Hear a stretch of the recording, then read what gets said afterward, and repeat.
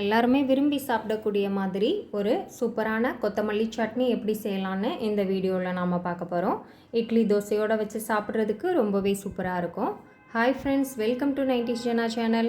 என்னோடய சேனலை first time பார்க்குறவங்க சப்ஸ்கிரைப் பண்ணிவிட்டு பக்கத்தில் இருக்கிற பெல் பட்டன் அழுத்திக்கோங்க. இப்போ ஸ்டவ் ஆன் பண்ணி அடுப்பில் ஒரு பேன் வச்சுக்கலாம். அதில் 1 ஸ்பூன் அளவுக்கு எண்ணெய் ஊற்றிக்கலாம். எண்ணெய் சூடானதும் 1 ஸ்பூன் கடலைப்பருப்பு, 1 ஸ்பூன் உளுந்தம்பருப்பு சேர்த்துக்கலாம். கடலைப்பருப்பு உளுந்தம்பருப்பு ரெண்டுமே நல்லா பொன்னிறமாக செவந்து வர தண்டியும் நல்லா வறுத்துக்கலாம். இது தீஞ்சு போயிடக்கூடாது. மிதமான தீயில் வச்சு இந்த மாதிரி பொன்னிறமாக வர தண்டியும் மட்டும் நல்லா வறுத்து எடுத்துக்கலாம். இப்போ இதை வேறு ஒரு பவுலுக்கு மாற்றிக்கலாம். இப்போ இதை மாற்றியாச்சு. இப்போ அதே பேன்லேயே எண்ணெய் இருக்குது. அதுலேயே ஒரு 10-12 போல் தோல் நீக்கின சின்ன வெங்காயம், ஒரு 4 பல் பூண்டு, ஒரு சின்ன துண்டு இஞ்சி இதை சேர்த்துக்கலாம். இதை எல்லாத்தையும் ஒரு நிமிஷத்துக்கு நல்லா வதக்கிக்கலாம். காரத்துக்கு 2 பச்சை மிளகாய் சேர்த்துக்கலாம். உங்களுக்கு காரம் எவ்வளோ தேவையோ அதுக்கேற்ற மாதிரி பச்சை மிளகாய் சேர்த்துக்கோங்க. கூடவே ஒரு 3 கொட்டை அளவு புளி, 2 ஸ்பூன் அளவு துருவன தேங்காய் இதெல்லாம் சேர்த்துக்கலாம். சேர்த்துட்டு திரும்ப ஒரு நிமிஷத்துக்கு நல்லா வதக்கிக்கலாம். அப்புறமா இதில் தேவையான அளவு கொத்தமல்லி இலைகளை சேர்த்துக்கலாம். நான் இப்போ 1 கைப்பிடி அளவு கொத்தமல்லி இலைகள் சேர்த்துருக்கேன். இதை நாம் ரொம்ப நேரம் வதக்கணும்னு அவசியம் இல்லை. ஒரு அரை நிமிஷத்துக்கு மட்டும் எல்லாத்தையும் சேர்த்து நல்லா கலந்து விட்டால் போதும்.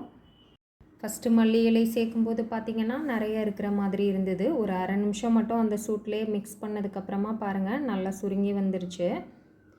இந்தளவு நாம் கொத்தமல்லி இலைகளை லைட்டாக வதக்கினாலே போதும். இப்போ நாம் தனியாக வறுத்து வச்சுருக்கிற கடலைப்பருப்பு உளுந்தம்பருப்பையும் இதோடு சேர்த்துட்டு நாம் கலந்து விட்டுட்டு அடுப்பை ஆஃப் பண்ணிடலாம். இப்போ இதை நல்லா ஆற வச்சிடலாம். இப்போ பாருங்கள் நல்லா ஆறிச்சு.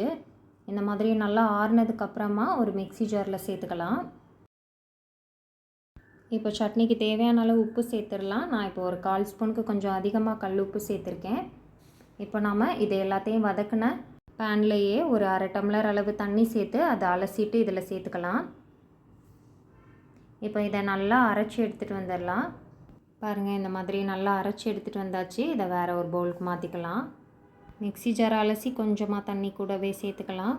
சேர்த்து நல்லா கலந்து விட்டுடலாம். இப்போ இந்த சட்னிக்கு ஒரு தாளிப்பு ரெடி பண்ணிடலாம்.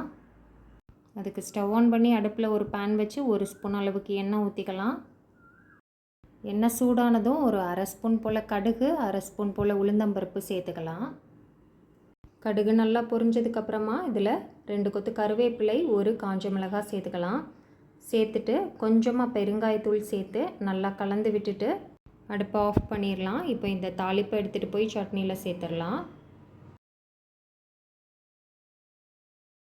இப்போ நமக்கு ரொம்பவே சூப்பரான டேஸ்ட்டில் மல்லி இலை சட்னி ரெடி ஆயிடுச்சு. இட்லி தோசையோடு சாப்பிட்றதுக்கு ரொம்பவே சூப்பராக இருக்கும். மிஸ் பண்ணாமல் இதே மெத்தடில் நீங்களும் செஞ்சு பாருங்கள். செஞ்சு பார்த்துட்டு எப்படி இருந்ததுன்னு சொல்லி எனக்கு கமெண்டில் சொல்லுங்கள். என்னோடய சேனல் பிடிச்சிருக்குன்னா லைக் பண்ணுங்கள், சப்ஸ்கிரைப் பண்ணுங்கள். தேங்க்ஸ் ஃபார் வாட்சிங்.